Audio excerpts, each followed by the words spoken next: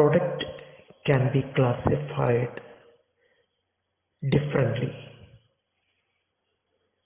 Traditionally, products are classified on the basis of durability, tangibility, and use. Let's see the classification of product on the basis of durability. On the basis of durability, products are classified into durable goods and non-durable goods. Let's see what is durable goods. Durable goods are tangible goods that normally survive many uses. So there are 2 points related to the explanation. The first one is they are tangible in nature. They have a physical existence. And the second point is they normally survive many uses. That means they are not just made for a single use. It can be used for longer period of time. It can be used for many occasions. For example, a refrigerator. We may use a refrigerator for years. So that is an example for a durable product. Another example is clothing, dress materials. We know that a dress is normally used for a longer period of time. So that is another example for durable goods. Then another example is certain material parts or machineries. They are also used for a longer period of time. So they are durable goods. So finally we say that durable goods are tangible, that are normally survive many uses. Then the second type of product is non-durable goods. And non-durable goods are tangible goods normally consumed in 1 or 2 uses. That means they are not normally used for longer period of time. It may be consumed in 1 or a few uses. For example, majority of the consumer care products are examples for non-durable goods. For example, a soap or a cream. It may survive a few uses. So they are called non-durable goods. And the third category is called services. Services are intangible, inseparable, variable and perishable products. In the previous session, we had seen that services are also products. And here we say those services which are products are intangible in nature when compared to durable and non-durable goods which were tangible. These services are intangible and they are inseparable, variable and perishable products. It may perish after a short period of time or immediately after the service it may stop. For example, a person undergoing a service in a spa, he or she may be undergoing that service for a brief period of time. So, services are intangible and inseparable. So, here we have seen that The products are classified into durable, non-durable and services.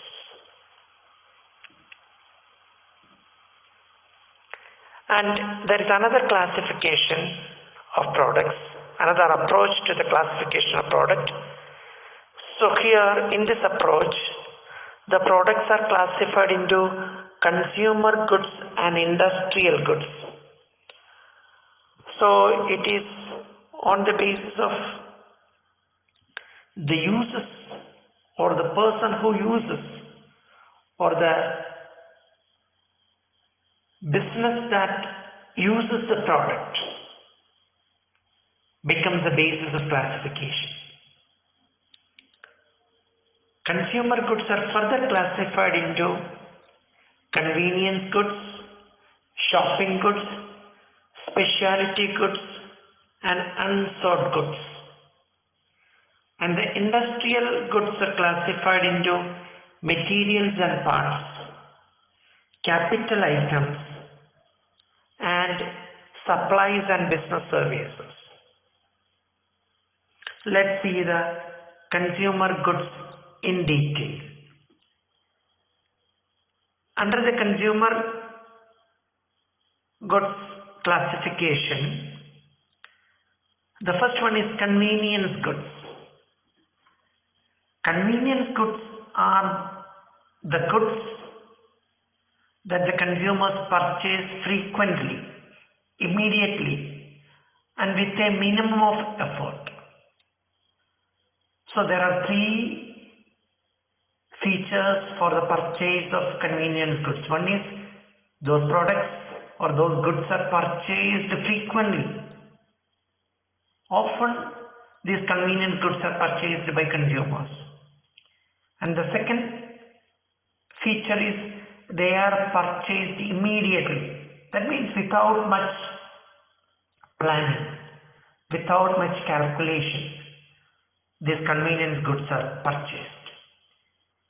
And connected to that second point is the next aspect, with a minimum of effort. That means the consumer may not spend more time for purchasing convenience goods. For example, vegetables, groceries, all those things are convenience goods. And under convenience goods, there are different types of convenience goods. The first one is staples. Staples are goods consumers purchase on a regular basis. Consumers purchase staples on a regular basis. Such regularly purchased goods are called staples. As I said previously, the groceries or certain household items, food items, all those are examples for staples. Remember, staples are goods purchased on a regular basis. And the second type of convenience goods is impulse goods. And impulse goods are the goods that are purchased without any planning. That means the consumer might not have planned about purchasing this kind of goods. So all on a sudden, he or she thinks about purchasing that product when he or she sees such a product in a shop or in a market. So such goods are called impulse goods. And the third type of convenience goods is emergency goods. So emergency goods are the goods purchased when a need is urgent. For example, a medicine that becomes very urgent. And when a person purchases a particular product when the need for that product becomes urgent, it is called emergency goods. Emergency goods. So staples, impulse goods, emergency goods. These are the different types of convenience goods, which is the first type of consumer goods.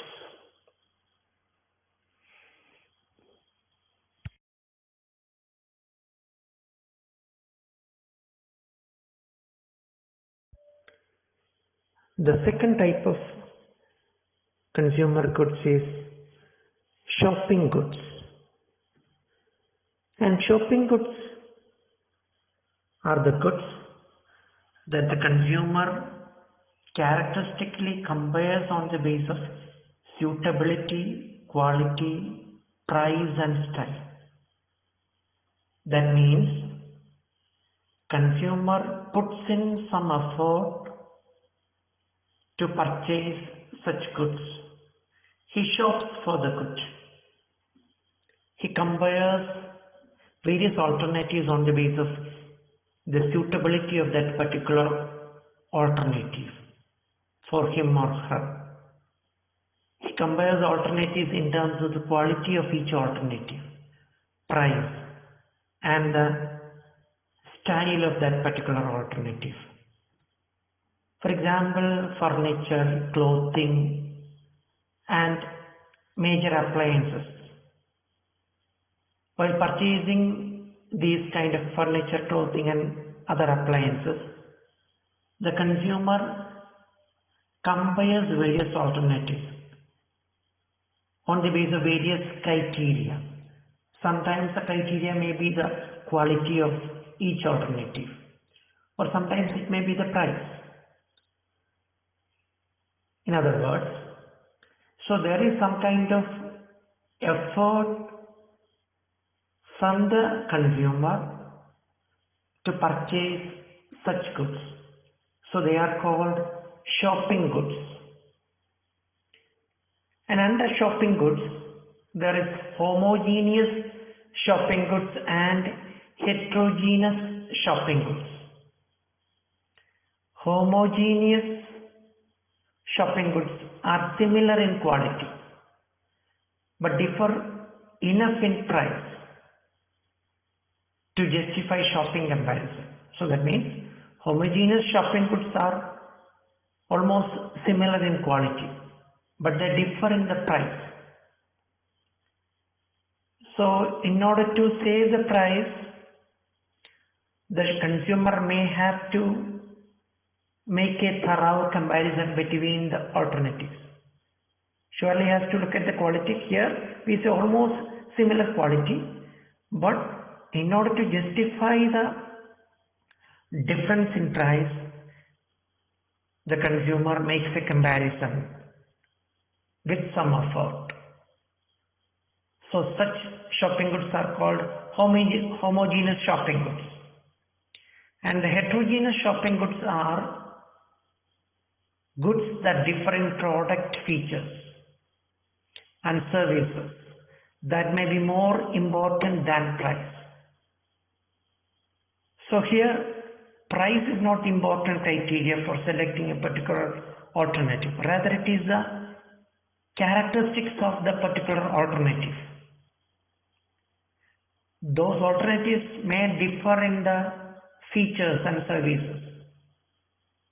And on the basis of such features and services, and depending on the suitability of the features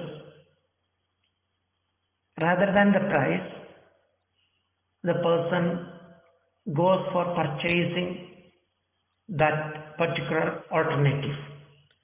So there is homogeneous shopping goods and heterogeneous shopping goods.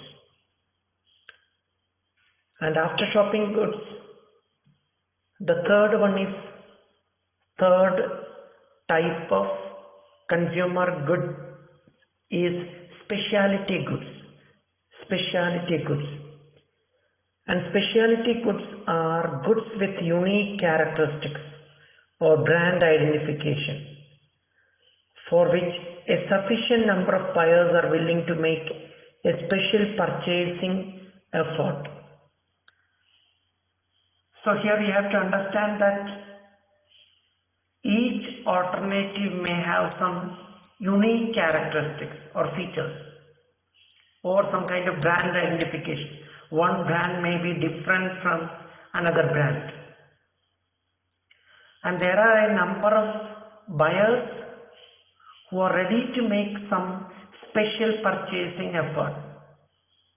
Such goods are called specialty goods. For example, a car. We know that there are different car brands. Each brand may differ in its features.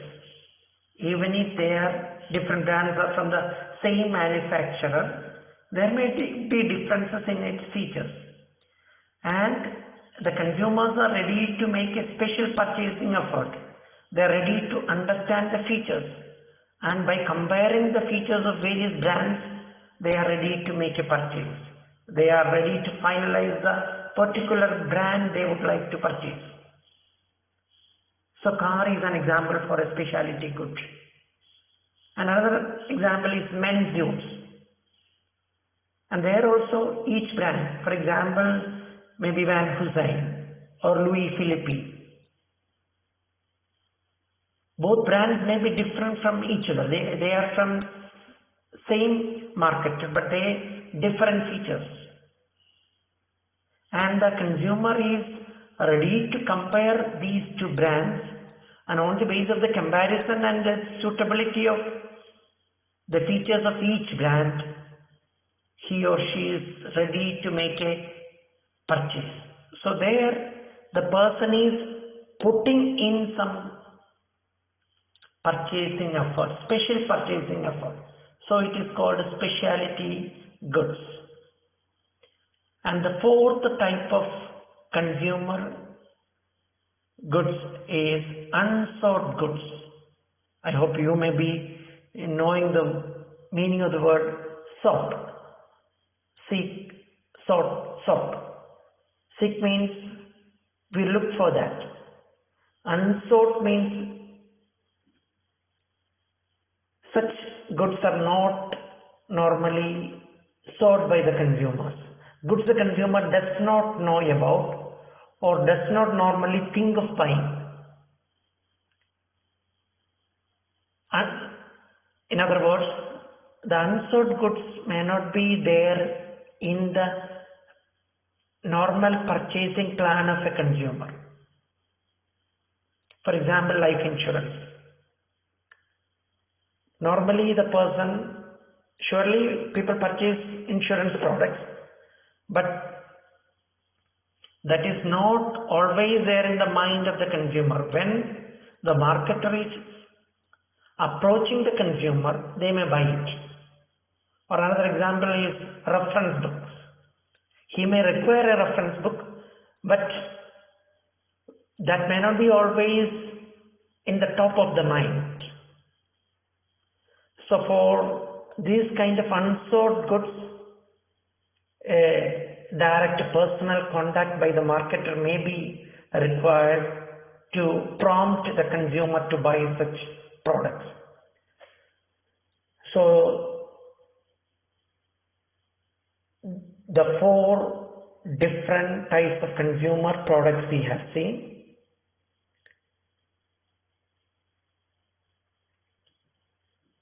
And next, after consumer goods, it is the industrial goods. So here the major difference when compared with consumer goods is that these goods or these products are specially designed or targeted towards industries. And there are different industrial goods. There are mainly three subtypes of industrial goods. The first one is materials and parts. Already we have mentioned about the major subtypes: materials and parts, capital items, supplies and business services. And the materials and parts are further classified into two: raw materials and manufactured materials and parts. And the capital items are further divided into installations and equipments. Installations and equipment. And the supplies and business services are divided into two: supplies and business services. So let's look at various industrial products in detail. And industrial goods are classified in terms of their relative cost and how they enter the production process. 2 points are here. One is in terms of their relative cost, the cost of the product. And the second one is how that particular product enters the production process. And the first one is materials and parts. And the materials and parts are the products or goods that enter the manufacturer's product completely. That means a manufacturer may purchase certain materials or parts, and all those parts and materials are completely used in the buyer's or the manufacture of that industrial goods.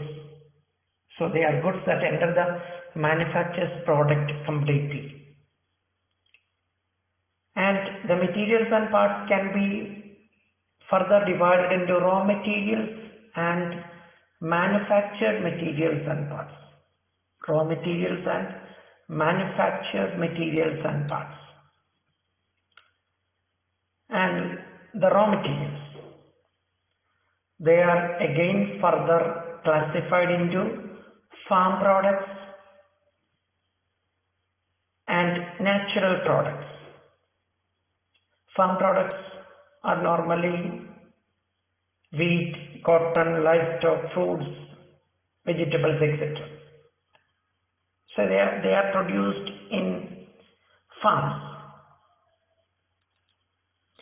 And the second type of raw materials is natural products. They exist naturally. For example, fish, lumber, crude oil or iron ore. All those are natural products. They are not cultivated as in the case of farm products. So raw materials are divided into farm products and natural products.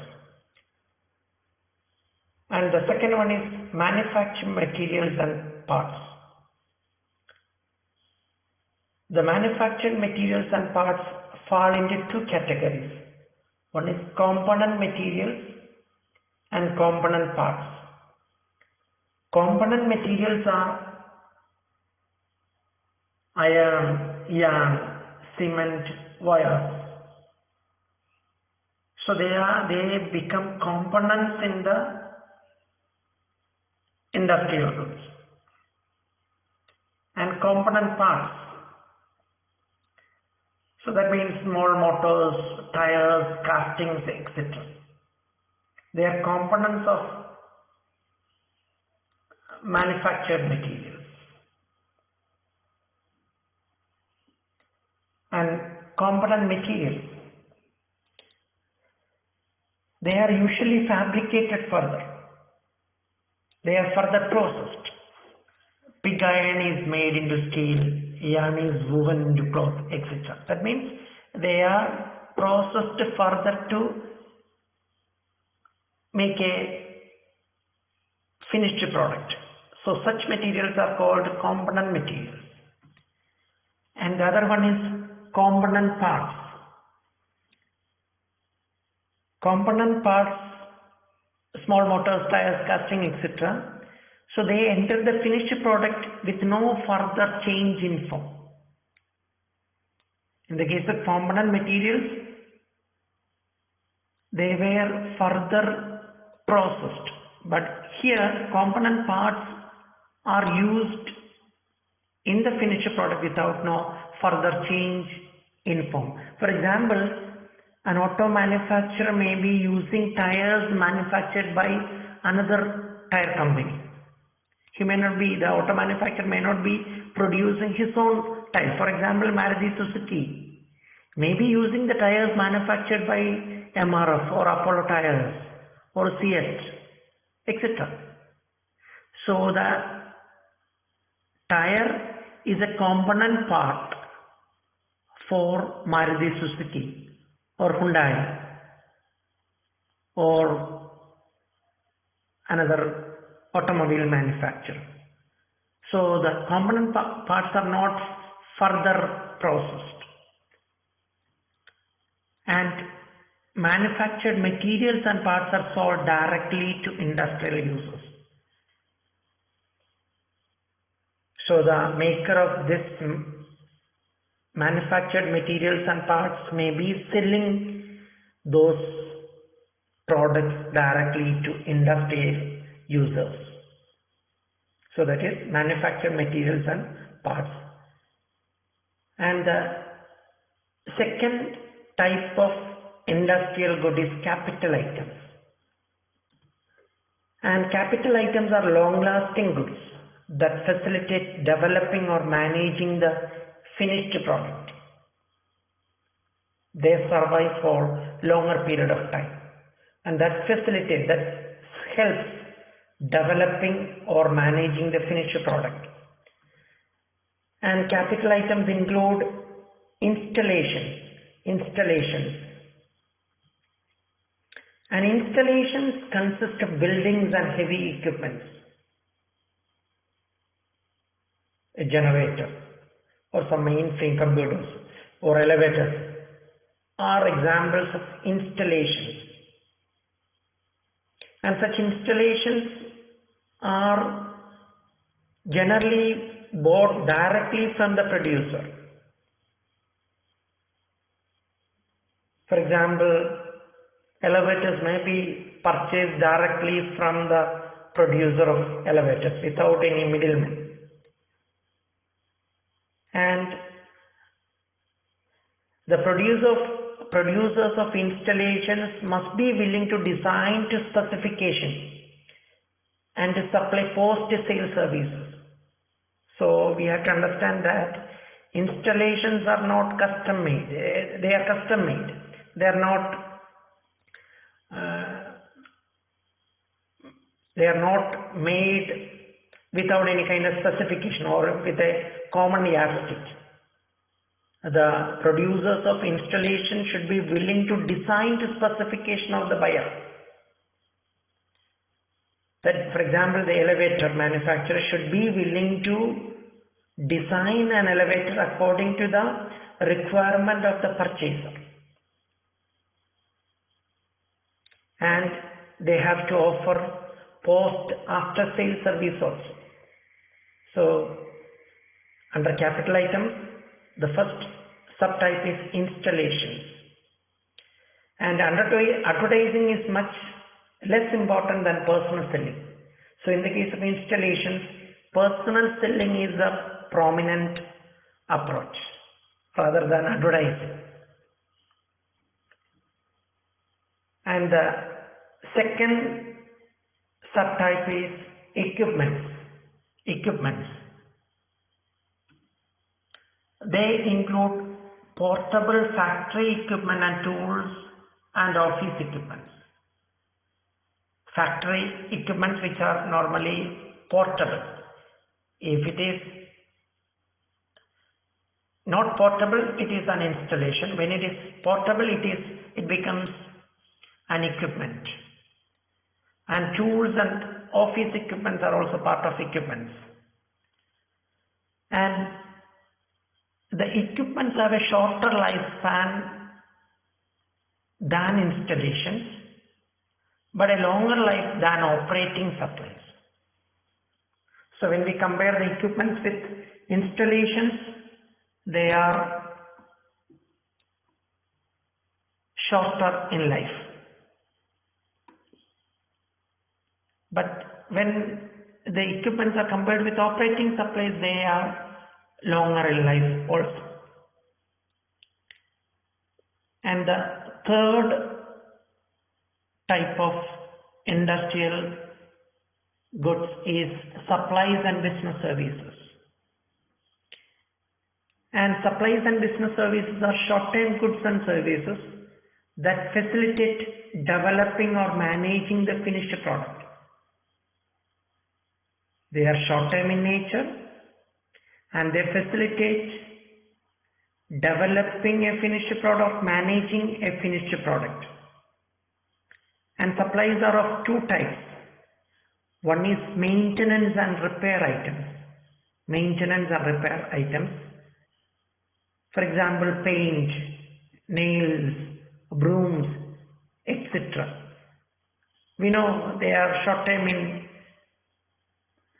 nature. They are used for maintenance purposes or repair purposes. So that is maintenance and repair items. And the other one is operating supplies. Operating supplies. Lubricants, coal, writing paper, pencil, etc. Operating supplies. And the third one is business services. So they include maintenance and repair services and business advisory services. So business services may be either maintenance and repair services. They may be maintaining a particular equipment or heavy equipment or an installation, or they may be offering repairs. When a fault is recognized, they may do a repair. And another kind of business services is business advisory services. They may provide advice service to the clients.